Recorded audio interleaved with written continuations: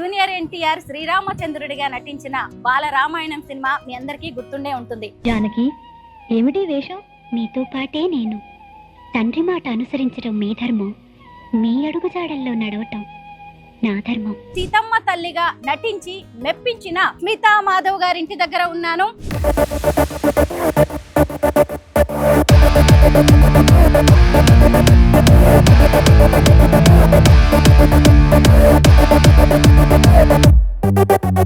అందరికీ నమస్కారం, నేను Swaroopa Potlapalli. Welcome to Suman TV.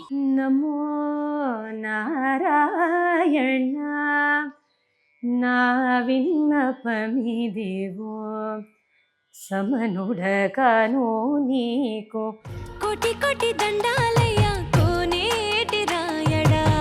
Junior NTR శ్రీరామచంద్రుడిగా నటించిన బాలరామాయణం సినిమా మీ అందరికీ గుర్తుండే ఉంటుంది. 3000 మందికి పైగా చిన్నారులు ఈ సినిమాలో నటించారు. 2 నంది అవార్డులతో పాటు ఉత్తమ బాలల చిత్రంగా జాతీయ చలన చిత్ర అవార్డును కూడా ఈ సినిమా గెలుచుకుంది. జూనియర్ ఎన్టీఆర్ కి జోడీగా సీతమ్మ తల్లిగా నటించి మెప్పించిన స్మితా మాధవ్ ఇప్పుడు ఎక్కడున్నారు? ఆ తర్వాత ఆమె సినిమాల్లో ఎందుకు నటించలేదు? స్మితా మాధవ్ ఏం చేస్తున్నారు? ఇలాంటి క్వశ్చన్స్ అన్ని మీకే కాదు, నాకు కూడా ఉన్నాయి. ప్రస్తుతం నేను హైదరాబాద్ జూబ్లీ హిల్స్ లోని స్మితా మాధవ్ గారింటి దగ్గర ఉన్నాను. లోపలికి వెళ్లి వారి హోమ్ టూర్ చేస్తూ స్మితా మాధవ్ గారితో మాట్లాడుతూ అనేక ఇంట్రెస్టింగ్ విషయాలను తెలుసుకుందాం రండి. జూబ్లీ హిల్స్ లోని కాస్ట్లీ ట్రిప్లెక్స్ బిల్డింగ్ ఇది. ఇదిగోండి, ఎంట్రన్స్ లోనే చదువుల తల్లి సరస్వతి విగ్రహం మనకి ఇక్కడ కనిపిస్తూ ఉంటుంది. ఎంత అందంగా ఉన్నారో సరస్వతి అమ్మవారు. అలాగే పైకి వెళ్ళడానికి ఇటువైపు నుంచి మెట్లు కూడా కనిపిస్తూ ఉన్నాయి. ఇక్కడ గెస్ట్లు ఎవరైనా వస్తే కూర్చోవడానికి సీటింగ్ కూడా ఏర్పాటు చేశారు. సింపుల్ గా చాలా బాగుంది. స్మిత గారి ఇంటి ఎంట్రన్స్ ఎంత బాగుందో చూడండి. ప్రధాన ద్వారం ఎంత అందంగా ఉందో. ముఖ్యంగా 2 డోర్స్ కనిపిస్తున్నాయి మనకి ఇక్కడ. ఈ కార్వింగ్ చూడొచ్చు, చక్కగా చెక్కతో ఎంత అందంగా చెక్కారో. నెమళ్ళు కనిపిస్తున్నాయి, హంసలు. తర్వాత ఇక్కడ గుర్రాలు కనిపిస్తున్నాయి, ఏనుగులు కనిపిస్తున్నాయి. బాలరామాయణంలో సీతమ్మ తల్లిగా నటించిన స్మితా మాధవ్ గారిని ఎవరు ఎప్పటికీ మర్చిపోలేరు. ఆ అద్భుతమైన క్యారెక్టర్ అలాంటిది. ఇప్పుడు స్మితా మాధవ్ గారు ఒక క్లాసికల్ సింగర్ గా, భరతనాట్యం డాన్సర్ గా, కొరియోగ్రాఫర్ గా, యాంకర్ గా చాలా బిజీగా ఉన్నారు. లోపలికి వెళ్ళి ఆవిడతో మాట్లాడదాం. స్మిత గారు నమస్తే అండి. నమస్కారం. నమస్కారం రండి, బాగున్నారా? బాగున్నానండి. ప్లీజ్ కమ్ రండి. బాలరామాయణంలో సీతగా మీరు యాక్ట్ చేసి దాదాపు 30 years గా వస్తుంది. ఇన్నేళ్ల తర్వాత మిమ్మల్ని కలిసే అవకాశం మాకు వచ్చింది. చాలా సంతోషం. చాలా క్వశ్చన్స్ ఉన్నాయి స్మిత గారు మీ గురించి. రండి, కూర్చొని మాట్లాడదాము. అవునా? మీ ఇల్లు చూడాలని ఉంది, చూపిస్తారా? వీలైనంత వరకు. ఇది టాంజూర్ పెయింటింగ్. మా అమ్మకి బాగా సరదా అనమాట. బాగా ఆర్టిస్టిక్ మనిషి మా అమ్మ. జనరల్ గా తను బొమ్మలు వేస్తారు. మంచి ఆర్ట్ ఎక్కడన్నా కనపడితే వీలైతే ఇంటికి తీసుకొచ్చి పెట్టుకోవడం అలా అమ్మకి సరదా అనమాట. సో అలా తీసుకొచ్చుకుందమ్మ ఇది. స్మిత గారు ఇప్పుడు ఏం చేస్తున్నారు? ఎందుకంటే మేము బాలరామాయణ సీతగానే మీరు మాకు ఇప్పటికీ గుర్తున్నారు. ఆ తర్వాత అసలు ఏమైపోయారు స్మిత అనిపించింది అందరికి. సినిమాల్లో అయితే రాలేదు మీకు తెలిసినంత వరకు, నాకు తెలిసి కూడా. అంటే సినిమాలు ఇష్టం లేక కాదు, అప్పుడు వచ్చిన సందర్భం అంటే రామాయణం సందర్భం వేరు. తదనంతరం వచ్చిన అవకాశాలు సంభవం నాకు అంత సూట్ అవ్వలేదన్నమాట. అంటే మా కుటుంబ నేపథ్యం కానీ, నాకు అప్పుడున్న ఆసక్తులు, వచ్చిన విధానం ఏదైతే ఉందో, అప్పుడు వచ్చిన మూవీస్ నేను యాక్సెప్ట్ చేయలేని పరిస్థితి చాలానే వచ్చాయి. న్యాచురల్గా ఉన్నది కదా. బట్ నేను సంభవం ఏది యాక్సెప్ట్ చేయలేదు. రామాయణం సినిమా కన్నా ముందు, రామాయణం సినిమా కన్నా తర్వాత కూడా నేను అప్పటికి ఇప్పటికీ ఎప్పుడు నాతో ఉన్నది కళలు, భరతనాట్యం, కర్ణాటక సంగీతం. చెప్పాలంటే ఆ రామాయణం అవకాశం నాకు వచ్చింది కూడా కళల వల్లనే. నా భరతనాట్యం అరంగేట్రం అప్పుడు పేపర్ కవరేజ్ బాగా వచ్చేది. అప్పుడు చిన్నపిల్లలు కాబట్టి. సో ఏదో ఒక న్యూస్ పేపర్లో నా రివ్యూ చూసే యాక్చువల్ ఎంఎస్ రెడ్డి గారు నన్ను అప్రోచ్ అవ్వడం జరిగింది. సో కళలు అప్పటికి ఇప్పటికీ దేవుడి దయ వల్ల ఎప్పటికీ కూడా నా జీవితంలో అది పెద్దపీట దానికే వేశానమాట. నేను వేయడం కన్నా కళలు నన్ను ఎంచుకున్నాయని చెప్పాలి. సో నేను చదువుకుంది లా. యాక్చువల్లీ డాన్స్లో పిహెచ్డి చేశాను, మాస్టర్స్ చేశాను, అన్నీ చేశాను. కానీ కంటిన్యూస్గా నేను చేసేది ఏంటంటే కళలు, భరతనాట్యం అండ్ కర్ణాటక సంగీతం. బాలరామాయణ సినిమా చేస్తున్నప్పుడు మీ ఏజ్ ఎంత? 10 years. అంటే 5th 6th క్లాస్లో ఉన్నారేమో. అంతే అంతే.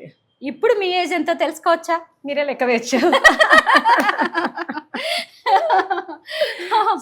అబ్బా, అప్పుడు ఎలా ఉన్నారో ఇప్పుడు మళ్ళీ సీత క్యారెక్టర్ కనుక చేస్తే స్మితా మాధవ్ చెయ్యాలి అన్నంత అందంగా ఉన్నారు. నిజంగా ఇదేమీ పొగడ్త కాదు, అంత అందంగా కనిపిస్తున్నారు. మీ బ్యూటీ సీక్రెట్ తెలుసుకోవచ్చా? స్టార్టింగ్ లోనే అడిగేశాను అనుకోవద్దు, అడగాలనిపించింది. ఇంకా బ్యూటీ సీక్రెట్ అని నేను చెప్పడానికి లేదు యాక్చువల్లీ, బికాజ్ మా ఇంట్లో మా అమ్మమ్మ వాళ్ళందరినీ చూస్తే మీరు యాక్చువల్లీ ఈ ప్రశ్న నన్ను అడిగేవాళ్ళు కాదు. ఎందుకంటే మా అమ్మమ్మ చివరి వరకు అంత బాగుండేవారు అనమాట. మేమందరం దేనికి పనికిరం గట్టిగా చెప్పాలంటే. సీక్రెట్ అంటే ఏమీ లేదు, మేబీ జెనెటిక్స్, దేవుడి దయ వల్ల. నేను సొంతంగా చేసేది అంటే బేసిక్గా దేవుడు ఇచ్చిన కొద్దో గొప్ప పాడు చేసుకొని బేసిక్గా.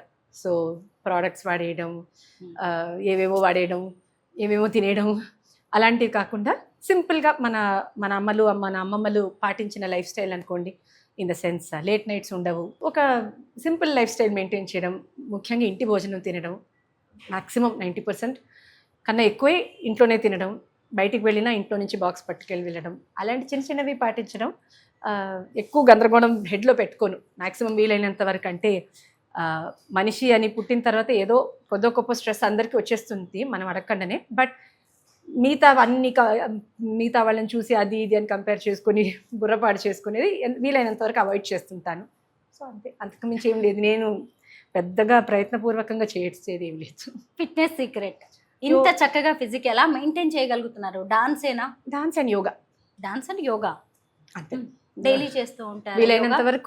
వీలైనంత వరకు యోగా. నాకు నచ్చిన ఫిట్నెస్ అంటే యోగా ఒకటే. స్విమ్మింగ్ నాకు ఏదో కొంత ఇష్టం, కానీ నేను చేయలేకపోతుంటాను ఎక్కువ, బికాజ్ అది చాలా ఎలాబరేట్ అనమాట.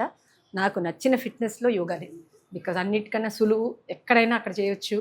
పెద్దగా పటాటోపం ఏమీ అవసరం, హడావిడి షూస్ అని, జిమ్ అని, ఎక్విప్మెంట్ అని, ఇదని అదని ఏమీ లేకుండా జస్ట్ ఒక చిన్న చాప ఉంటే చేసేయచ్చు. సో నాకు నచ్చిన రొటీన్ అని చెప్పాలంటే డెఫినెట్లీ యోగా. అండ్ నేను అది గట్టిగా నమ్ముతాను, ఇట్ ఈస్ ఫార్ ఎవ్రీబడి. మన పిల్లలకి ఒక పెద్ద గిఫ్ట్ ఏమైనా ఇవ్వాలి అంటే అదే అని నేను చెప్తాను. బికాజ్ అది నేర్పించేస్తే వాళ్ళు ఎప్పుడైనా చేసుకోవచ్చు, లైఫ్ అంతా సుఖపడతారు. ఈ బొమ్మ చాలా బాగుందండి, డిఫరెంట్గా కూడా ఉంది. ఈ బొమ్మ యాక్చువల్లీ ఇండోనేషియా నుంచి చాలా సంవత్సరాల ముందు, మేబీ ఒక 20-25 సంవత్సరాల కన్నా ఎక్కువ మేము వెళ్ళినప్పుడు అది బాగా గుర్తున్న ట్రిప్. ఎందుకంటే నేను, మా అమ్మ, నాన్న, మా అన్నయ్య, మేమందరం కాకుండా మా తాతగారు కూడా వచ్చారు. ఇన్ఫ్యాక్ట్ మా నాన్నగారు వారి ఎంతూజియాజం చూసి నాకు అప్పుడేం అనిపించలేదు, కానీ ఇప్పుడైతే నిజంగా నేర్చుకోవాలనిపిస్తుంది. ఎందుకంటే అప్పటికే ఆయన పెద్ద ఆయన, దురదృష్టం వల్ల కళ్ళు కనపడేవి కాదు. అయినా మేమందరం ఎంత ఎంజాయ్ చేసామో అంతకన్నా తాతగారు ఎంజాయ్ చేశారు. స్విమ్మింగ్ అంటే స్విమ్మింగ్ పూల్లో కాదు, నదిలో పడి స్విమ్మింగ్ చేయడం, కొండలెక్కేయడం, అన్నీ మాకన్నా ఎక్కువ తాతగారు ఎంజాయ్ చేశారు. మా అమ్మ, చెప్పాను కదా, అమ్మగారికి కళలు బాగా ఇష్టం. సో బొమ్మలు అవి వేస్తుంటారు. చెప్పాలంటే మా అమ్మమ్మ గారు, ఆవిడ కూడా బాగా డ్రా చేసేవారు. అమ్మమ్మ గారికి ఇన్ఫ్యాక్ట్ స్ట్రోక్ వచ్చి రైట్ సైడ్ మొత్తం పడిపోయిన తర్వాత లెఫ్ట్ హ్యాండ్తో అంత బాగా వేసేవారు. మామూలుగా లెఫ్ట్ హ్యాండెడ్గా పుట్టడం అనేది ఒకటి, అవును, 55-60 ఏళ్లలో ఒక సైడ్ పోయిన తర్వాత ఇంకో సైడ్తో బొమ్మలు వేయడం అనేది చాలా కదా. సో అలా మా అమ్మ సైడ్లో అమ్మకి బాగా ఇష్టం. సో ఈ బొమ్మ చూసి అమ్మకి చాలా ఇష్టంగా చాలా నచ్చి మా అమ్మ కొనుక్కొని కష్టపడి మోసుకొని మరి వచ్చాము, ఎందుకంటే పెద్దది కదా. అవును, అప్పటికి నేను చెప్పేది 20-25 సంవత్సరాల ముందు ఈ కనీసం ఇలాగే సూట్ కేసెస్ కూడా ఉండేవి కాదు. నేను మా అన్న ఇద్దరం చిన్నపిల్లలం. సో దాన్ని పట్టి సూట్ కేసులో కుక్కి మా ఇద్దరి చేత దాన్ని ఎత్తుకొని కష్టపడి తీసుకొచ్చుకున్నాము. మెయిన్గా చెప్పాలంటే అమ్మ కాంట్రిబ్యూషనే. మా కాంట్రిబ్యూషన్ అంటే అమ్మ చక్కగా సరిదిద్దనివన్నీ మేము పాడు చేయకుండా మేము అలా ఉంటుంటాం అన్నమాట. బట్ అమ్మకి బాగా కళాత్మకమైన హృదయం. సో అక్కడ పూజ రూమ్ అయినా సరే, ఇక్కడ పెయింటింగ్ అన్నా కానీ, ఇదిగో ఈ ఉయ్యాల మ్యాక్సిమం కూర్చున్నవి అమ్మకి ఇష్టమైందా, అన్ని కూడా మ్యాక్సిమం ఇక్కడ అమ్మకి ఇష్టమైనవి చక్కగా పెట్టుకున్నారు. ముఖ్యంగా అదే ఒకటే మెయిన్గా ఏంటంటే అన్నీ బాగా భారతీయతని తెలిపే సెటప్ అన్నమాట. ఇది ఇక్కడ ఏదో ఇప్పుడు వాళ్ళ ఇంటర్వ్యూ కోసం అని కాకుండా జనరల్గా లైఫ్ స్టైల్ అంతా కూడా మాకు మీరు ఎక్కడ చూసినా కూడా అన్నీ మన దేశం యొక్క కల్చర్. ఇక్కడ మన తెలుగు రాష్ట్రాలు ఉండొచ్చు, లేకపోతే నార్త్ ఇండియా, ఏదైనా సరే మ్యాక్సిమం మేము ఇష్టపడేవి, మేము వేసుకునేవి, మేము భోజనం చేసేవి, వేసుకున్న దుస్తుల దగ్గర నుంచి అన్నీ కూడా బాగా ఇష్టం అన్నమాట మాకు. భారతీయత అయిన మన దేశం పట్ల మా అందరికీ కూడా బాగా ఒక ఇష్టం. మీరు చెప్పడమే కాదు, మీ ఇల్లు చూస్తుంటే అదంతా తెలిసిపోతుంది నిజంగా. మేము ఈ హోమ్ టూర్ అందుకే ప్లాన్ చేసాం కూడా. ఎందుకంటే మామూలుగా స్మిత గారిని డాన్స్ షోస్లో చూడడం వేరు, స్క్రీన్లో చూడడం వేరు, సినిమాల్లో చూడడం వేరు కదా. తన లైఫ్ స్టైల్ ఎలా ఉంటుందో చూపించాలనే ఇలాగే వచ్చాము. ఉంటుంది. అంటే నేను చెప్పినట్టు అయితే బాగా మీ ఇంటిని ఇంత అందంగా అలంకరించుకోవడం, డిజైన్ చేసుకోవడమే కాదు, మీ లైఫ్ని, కెరీర్ని కూడా అంతే అందంగా డిజైన్ చేసుకున్నారు మీరు. నార్మల్గా బాలరామాయణంలో సీతగా మీకు వచ్చిన పేరుకి, అప్పుడు వచ్చిన ఆఫర్స్కి కెరీర్ వేరుగా ఉండేది. కానీ మీరు ఎంతకీ చదువుకి ప్రయారిటీ ఇచ్చారు, ఈ కళలకి ప్రయారిటీ ఇచ్చారు. అసలు లాలో మీరు మాస్టర్స్ చేయడం, తర్వాత మళ్ళీ పిహెచ్డి డాన్స్లో చేయడం, చదువు అంటే ఎంత ఇంట్రెస్టో ఎంత ఇష్టమో తెలిసిపోతుంది. అదే నేను చెప్పినట్టు అది కూడా ముఖ్యంగా చెప్పాలంటే మా అమ్మ నాన్న వాళ్ళ అంటే కుటుంబ నేపథ్యం అలాంటిది. మా ఇంట్లో టీచర్స్ ఎక్కువ అనమాట. మా అమ్మగారు టీచర్, తను ఒక ప్రీ ప్రైమరీ స్కూల్, తను సొంత స్కూల్ పెట్టుకొని స్థాపించి నడిపే టైంలో యాక్చువల్లీ నాకు అప్పుడే రామాయణం ఆఫర్ రావడం. సో పాపం నా కోసమని తన టీచింగ్ కెరియర్ మానుకుంది మా అమ్మ. మా నాయనమ్మ గారు ఆ టైంలో షీ వాజ్ అ టీచర్. మా తాతగారు చెప్పాను కదా, he was a principal for the blind school. భారతదేశంలోనే ఫస్ట్ బ్లైండ్ స్కూల్ అప్పుడు దేహరాదూన్లో పెట్టడం జరిగింది. ఎందుకంటే నేను చెప్పడం 1950s అప్పుడు భారతదేశంలో నేత్రహీనులకి ఫస్ట్ బడి అక్కడ దేహరాదూన్లో పెట్టారు. సో దానికి తాతగారు ప్రిన్సిపల్గా చేయడం. సో చదువు మీద మమకారం అన్నది కుటుంబం అందరికీ ఉందన్నమాట. సో చదువుకోవాలి, బాగా చదువుకోవాలి అన్నది మా అమ్మ నాన్న ఇద్దరికి, అందులో అయితే ఇద్దరికి ఒకటే ఒపీనియన్. నాకు దైవానుగ్రహం అని చెప్పాలి. చదువుతో పాటు కళలు అంటే మా ఇళ్లలో మామూలుగా అందరూ నేర్చుకుంటారు, ఎంతో కొంత అందరూ నేర్చుకుంటారు. ప్రొఫెషనల్గా దాన్ని ముందుకు తీసుకెళ్ళడం అనేది చాలా ఫ్యాక్టర్స్ దానికి దోహదం చేయాలి కదా. సో అది నేను అదృష్టం చేసుకున్నానని చెప్పుకోవాలి. బికాజ్ నాకు కళలు నేర్చుకోవడం ఒకటే కాకుండా దాన్ని ఇప్పటి వరకు పర్స్యూ చేసే అవకాశం నాకు దొరికింది కదా. సో దానికి నేను దేవుడికే కృతజ్ఞతలు చెప్పుకోవాలి. స్మిత గారు నేమ్ బోర్డ్ చూసాను నేను, కింద పీకే మాధవ్. నాన్నగారు. ఇంతకీ మీ పెళ్ళి ఎప్పుడైంది? లవ్ మ్యారేజా, అరేంజ్డ్ మ్యారేజా? మీ వారి గురించి చెప్పండి. మా వారు చక్రవర్తి రాజగోపాలాచారి గారు, సి రాజాజీ అని ఇండియాస్ గవర్నర్ జనరల్గా చేశారు కదా. అంటే స్వతంత్రం టైంలో మొత్తం యోధులు అనమాట. చాలా సంవత్సరాలు కారాగృహవాసం చేసి భారతదేశం స్వతంత్రం రావాలి, స్వాతంత్రం కోసం ఆ సమరంలో బాగా కష్టపడిన ఫ్యామిలీ వాళ్ళది. సి రాజాజీ గారి ముని మనవడు మా హస్బెండ్. సో వారు చదువుకుంది కంప్యూటర్ సైన్స్ అనమాట. బట్ వారికి కూడా దేశానికి ఏదో చేయాలన్న ఒక నేపథ్యంలో ఆయన ఒక కోరికతో పాలిటిక్స్లో జాయిన్ అయ్యి వారు హీజ్ అ పాలిటిషియన్, బీజేపీలో నేషనల్ స్పోక్స్ పర్సన్గా చేస్తారు. సో అది వారి స్టోరీ. సో తను చదువుకుంది ఒకటి, వాళ్ళ అన్నగారితో పాటు కలిసి కొన్ని సంవత్సరాలు ఒక కంప్యూటర్ బిజినెస్ చేసి, అంటే పాలిటిక్స్కి రావాలి బట్ సేవాభావం ఒకటే ఉండాలి అన్న ఒక ధోరణి కాబట్టి ఎంతో కొంత ఫ్యామిలీ కోసమని ఒక బిజినెస్ ఒకటి చేసి దాని తర్వాత పాలిటిక్స్కి రావడం జరిగింది. సో మా ఇద్దరిది కూడా ఒక విలక్షణమైన ఒక ఫీల్డ్ అనమాట. నేను చదువుకుంది లా, చేసేది లలిత కళలు. వారు చదువుకుంది కంప్యూటర్ ఇంజనీరింగ్, బట్ ఇప్పుడు చేస్తోంది పాలిటిక్స్. సో అలా ఒక డిఫరెంట్ కాంబినేషన్ అనమాట. దేవుడి దయ వల్ల ముందుకు సాగుతున్నాం. పిల్లలండి? మాకు పాప చిన్నది. సో అది ఫ్యూచర్లో ఇంకేం చేస్తుందో చూడాలి. ఇప్పుడు ఏం చేస్తున్నారు స్మిత గారు? మాది వర్ణ ఆర్ట్స్ అకాడమీ అని హైదరాబాద్లో డాన్స్ స్కూల్ ఉంది, డాన్స్ అండ్ మ్యూజిక్. సో ఇక్కడ కింద డాన్స్ హాల్ మీకు చూపిస్తాను. సో ముఖ్యంగా భరతనాట్యం అండ్ కర్ణాటక సంగీతం నేర్పిస్తాము.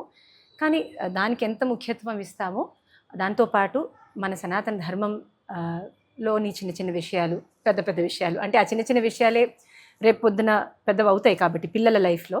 సో శ్లోకాలు, మాకు వీలైనంత వరకు శ్లోకాలు, స్తోత్రాలు, కథలు ద్వారా ఇలా సమ్మర్ వర్క్షాప్స్ అని పిల్లలకి నేర్పడం. ఇక్కడికి వచ్చే పిల్లలే కాకుండా ఇక్కడ రాలేని పిల్లలు కొంతమంది ఉంటారు కదా. అంటే అంటే ఈ కళలు అనేది ఒక సెక్షన్ ఆఫ్ సొసైటీకి మాత్రమే పరిమితం కాకూడదని ఒక తాపత్రయం అనమాట నాది. సో ఇక్కడ రాలేని వాళ్ళకు కూడా ఆన్లైన్ ద్వారా నేర్పించి, కొంతమందిని చిన్న చిన్న స్కూల్స్ నుంచి ఇక్కడికి పిలుచుకొని ఇక్కడ వచ్చే పిల్లలతో పాటు వాళ్ళకి కూడా నేర్పించి, ఏదో మాకు వీలైనంత, నేను పెద్ద సొసైటీకి కాంట్రిబ్యూషన్ అని చెప్పను, నేను నేర్చుకున్న కళలు నలుగురికి పంచే ఒక ప్రయత్నమే ఈ అకాడమీ ద్వారా. చాలా సంవత్సరాలు, ఆల్మోస్ట్ 20 సంవత్సరాల పైగా ఇన్స్టిట్యూట్ నడుస్తుంది. చాలామంది పిల్లలు 100కి పైగానే పిల్లలు నేర్చుకుంటారు.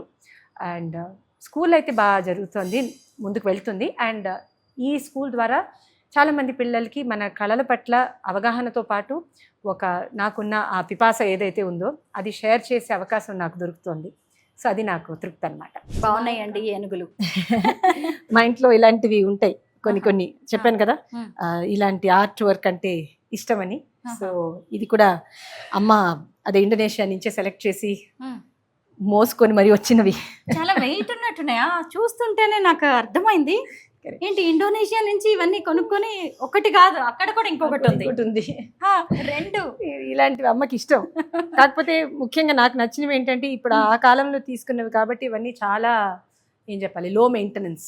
ఇప్పుడు ఏవేవో కొనుక్కుంటాం కానీ అన్ని 6 నెలలు ఒక సంవత్సరం తర్వాత దాని కండిషన్ ఎలా ఉంటుందో మనం చెప్పలేం కదా.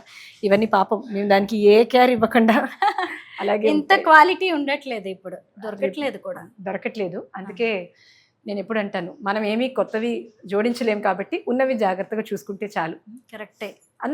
మా ఇల్లు అని కాదు, అందరికీ ఇదే పరిస్థితి. మన లైఫ్ స్టైల్ కూడా అంతే కదా, మనం పాత వాళ్ళవి పాటిస్తే చాలు, కొత్తగా ఏం చేయాల్సింది లేదు కూడా. కొత్తగా ఏ వేషాలు వేయకుండా మనం అలాగే కంటిన్యూ చేస్తే హాయిగా ఉండొచ్చు.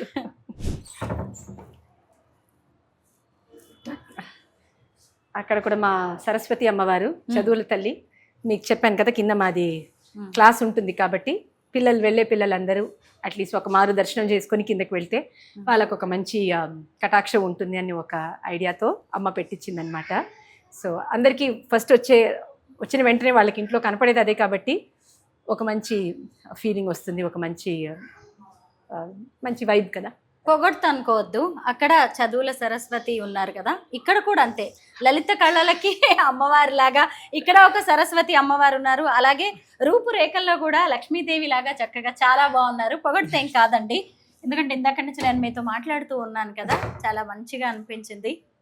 కళలు మొత్తం మా గురువులు పెట్టిన భిక్షే, అంతకు మించి ఏమి లేదు. బికాజ్ గురులేక ఎటువంటి గునికి తెలియకపోదంటారు, అది ఉట్టి మాట అయితే కాదు.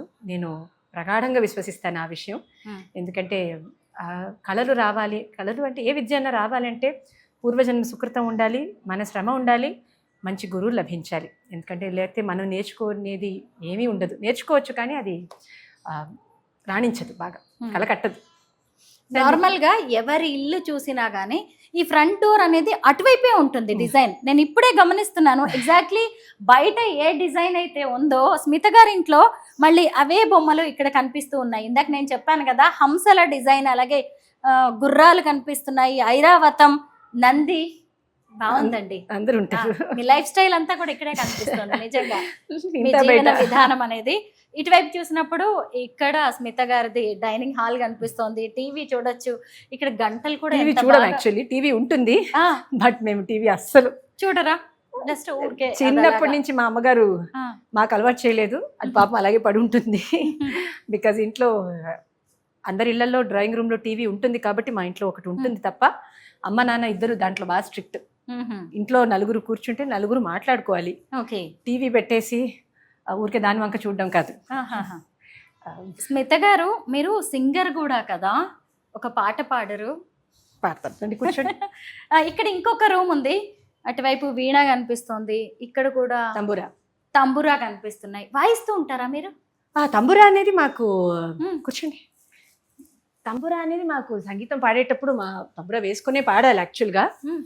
కాకపోతే ఇవాళ రేపు తగ్గిపోయింది. బట్ ట్రెడిషనల్ మెథడ్లో అయితే మేమందరం నేర్చుకున్నప్పుడు కూడా తంబురా వేసుకుంటూ పాడాలి. యాక్చువల్లీ అది మంచి పద్ధతి.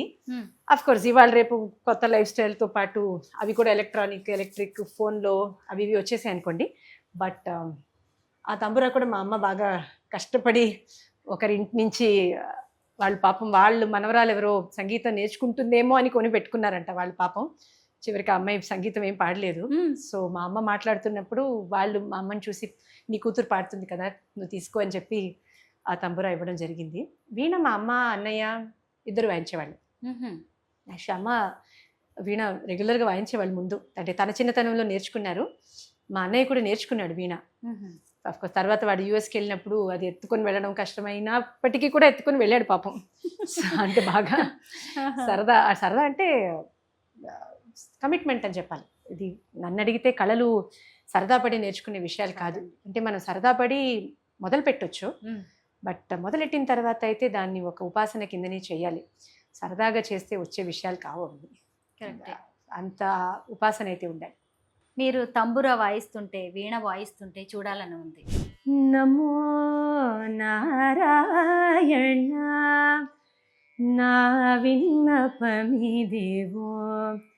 సమనుడగాను నీకు సర్వేష రక్షించవే.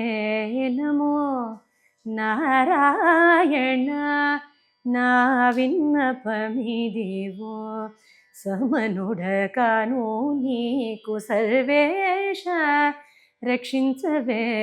నమో నారాయణ.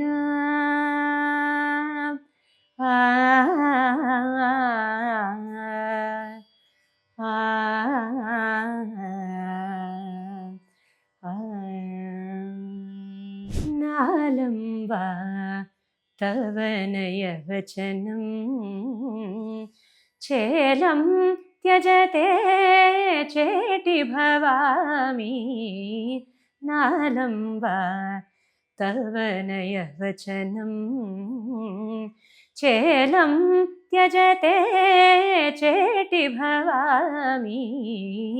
నాలంబా తవ నయవచనం.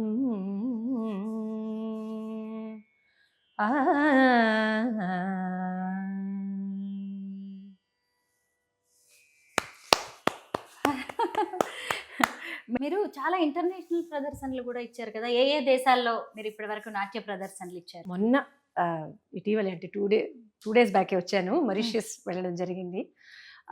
అక్కడ ముఖ్యంగా చెప్పాలంటే 2 performances చేశాను హార్డ్లీ 4 daysలో. ఒకటి ఫస్ట్ అక్కడ ఉన్న తెలుగు కల్చరల్ సెంటర్కి చేశాను. సో అదైతే పరమానందం. మన వాళ్ళని చూసే సంతోషం అనేది అది వేరు. అందులో ఇంకొక దేశంకి వెళ్ళినప్పుడు మన వాళ్ళని చూసి ఆ సంతోషమే వేరు. చాలా బాగా అనిపించింది. ఎందుకంటే 7 తరాల ముందు వెళ్ళిన వాళ్ళు అక్కడ సెటిల్ అయ్యి అక్కడ పెద్ద పెద్ద పొజిషన్స్కి వెళ్ళి ఎదిగి అయినా మన సంప్రదాయాలు మన కళలని మర్చిపోకుండా ఒక సంస్థని స్థాపించుకొని ఇక్కడి నుంచి మన వాళ్ళని పిలిపించుకొని పర్ఫార్మెన్సెస్ ఇప్పించుకోవడం, ఆ సంస్కారం అయితే నిజంగా హ్యాట్స్ ఆఫ్ వాళ్ళకి. పక్క రోజు తర్వాత నెక్స్ట్ డే ఇండియన్ హై కమిషన్లో పర్ఫామ్ చేయడం జరిగింది. అక్కడ ఆ కంట్రీ యొక్క ప్రెసిడెంట్ వారు సతీమణి ఇద్దరు వచ్చి పర్ఫార్మెన్స్ని చూశారు. నాకు ఆ పర్ఫార్మెన్స్లో నాకు బాగా నచ్చింది ఏంటంటే వాల్మీకి రామాయణం నుంచి శ్లోకాలు తీసి చేశాను. ఎంత ఆసక్తితో చూశారు, ఎంత ఒక ఆరాధనా భావంతో చూశారు. చాలా బాగా అనిపించింది. అది కాకుండా చాలా దేశ విదేశాలలో ప్రదర్శనలు అయితే ఇస్తూ ఉన్నాను. అమెరికాలో, యూరోప్లో, ఆస్ట్రేలియా, సింగపూర్, నేపాల్, జర్మనీ, దాదాపు చాలా కంట్రీసే తిరిగాను అనుకోండి. దేవుడి దయ వల్ల చాలా ప్లేసెస్లోనే ప్రదర్శనలు ఇవ్వడం జరిగింది. మన అంటే ఇక్కడి నుంచి వెళ్ళిన వాళ్ళకి ప్లస్ అక్కడ ఉన్న లోకల్స్, అక్కడ దేశం వాళ్ళకి కూడా ప్రదర్శనలు ఇవ్వడం అనేది బాగా విరివిగానే చేశారు. డాక్టర్ స్మితా మాధవ్ డాన్స్లో PhD చేశారు అంటే డాన్స్ అంటే మీకు ఎంత ఇష్టమో అర్థమైపోతూనే ఉంది. ఏ ఏజ్ నుంచి మీరు భరతనాట్యం నేర్చుకుంటున్నారు? నేను భరతనాట్యం నేర్చుకోవడం మొదలుపెట్టినప్పుడు ఐ థింక్ నాకు 4 సంవత్సరాలు కూడా నిండలేదు అనుకుంటాను. చాలా చిన్నపిల్లని. చెప్పాను కదా మా అమ్మకు చాలా ఇంట్రెస్ట్ అని. సో మా కజిన్స్, మా అక్కలు ఇద్దరు వాళ్ళు నేర్చుకుంటున్నారు. అప్పుడు ఆ సార్ పాపం ఇంటికి వచ్చి నేర్పేవాళ్ళు ఆ అమ్మాయిల కోసమని. వాళ్ళు పెద్ద పిల్లలు, ఇద్దరికి మాత్రం ఏమో క్లాస్ తీసుకుంటానమ్మా అని చెప్పినట్టున్నారు. సో సరదాగా నన్ను కూడా పంపించేశారు. బట్ అప్పుడు ఆ ఏజ్లో పాపం నేను నేర్చుకున్నది తక్కువ, మేబీ నేను చేసిన వాళ్ళని పెట్టిన బాధలే ఎక్కువ అయ్యి ఉండొచ్చు. బికాజ్ ఇప్పుడు నేను టీచ్ చేసేటప్పుడు నాకు అర్థమవుతుంది 4 సంవత్సరాల పిల్లల్ని తీసుకొచ్చి గురువుల దగ్గర పెడితే అది ఎంత గురువులకి ఎంత ఒక టఫ్ ఛాలెంజ్ అని. పాపం కానీ నేను చేసుకున్న భాగ్యం ఏంటంటే అంత చిన్న వయసులో నేను క్లాసెస్కి వెళ్ళినా కూడా మా గురువులు ఎవ్వరూ కూడా అబ్బా ఏంటి అని ఒక ఇరిటేషన్ చూపించకుండా నన్ను హక్కున చేర్చుకొని దగ్గర ఉంచుకొని, ఇంతకీ నేను సంగీతం నేర్చుకున్నప్పుడు మా మొదటి గురువు గారు పాప ఆవిడ మేమున్న అదే అపార్ట్మెంట్స్లో ఉండేవారు. నేను కొంచెం పాడేసి పడుకునేదాన్ని. చిన్నపిల్లని కదా, హార్డ్లీ 4 years కూడా లేవు అప్పుడు నాకు. ఒళ్ళో కూర్చోపెట్టుకొని పడుకోబెట్టి కొట్టి జోలపాట పాడి మళ్ళీ లేపి మా అమ్మతో ఇంటికి పంపించేది. అంత ఒక ప్రేమతో నేర్పించారు. కాబట్టి నేను అంత చిన్న వయసులో నేను స్టార్ట్ చేసినా కూడా నేను ఎక్కడ కూడా నీరసపడకుండా, ఎక్కడ కూడా ఒక నిస్పృహకి లోనవ్వకుండా ఆ ఉత్సాహంతో నేర్చుకొని ముందుకు రావడం అనేది జరిగిందంటే ఆ గురువులు ఇనిషియల్ ఇయర్స్లో గురువులు ఇచ్చిన ప్రోత్సాహమే.